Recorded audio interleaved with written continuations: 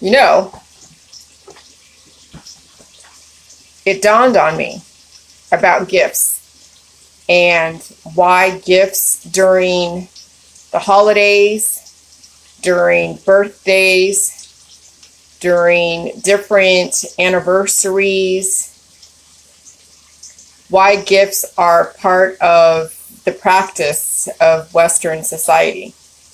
Because we live in a society of spells and curses and invocation, incantation, like everything is occultic, the gifts that we bestow on our friends and family is what we want to see and project for our friends and family. And so it's interesting with Sleeping Beauty. With Sleeping Beauty is those three fairies, like you had Maleficent who cursed Sleeping Beauty, and then you had the three fairy godmothers, Fauna, Flora, and something else. I forget the third one. And they were giving gifts to Sleeping Beauty. You have the gift of beauty, the gift of song, the gift of this, right? Well, in our society, when you want to see a child or a human become better, then become better and become more proficient, to become more educated, to become a very well-balanced adult, you give the gift of knowledge. Anybody can get a toy. Anybody can play with a toy for a minute and be like, okay, I'll distract it for a minute. But the gift of knowledge, the gift of projecting that they're going to be better than they were yesterday, is why we have all these different holidays and different celebrations and why we give gifts. Because we want to see, the whole premise of it is that we want to bestow and invoke an amazing future on the person we're gifting. And so that's why I think that we need to revere those that give educational gifts to their friends and family, because that person who is gifting you with knowledge and gifting you with things to actually utilize to be very, to make life easier, but to also give somebody the space to live into something, okay?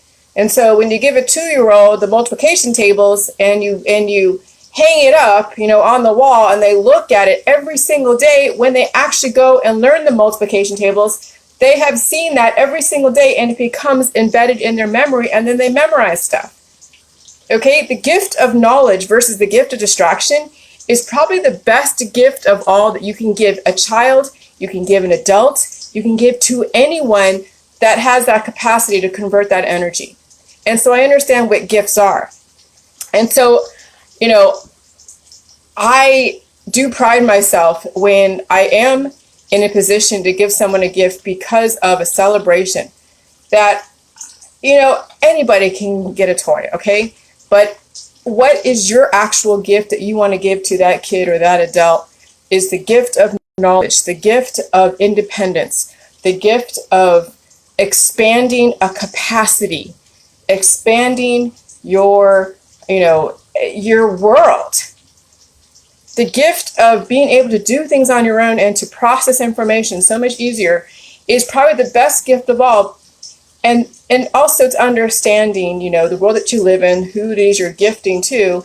And sometimes you may give a gift to somebody that won't be able to really process it or use it, so then it becomes useless. So it's also very good to know who you're gifting to and why, and will they have the capacity to process that information. So understand that I get it now why gifts are part of our landscape. And I don't believe in not gifting unless it's something that you are going to do to better that person, to leave them in a better place than they were before. And that's really what the Jilly Juice is about. That's really, I think, what gifting is all about. But I think people have gotten lost in the distraction of gifts, and they turn the gifts into distractions to actually hinder growth and development. And so the Jilly Juice is really not about hindering growth and development. It's about actually promoting growth and development. All right, bye.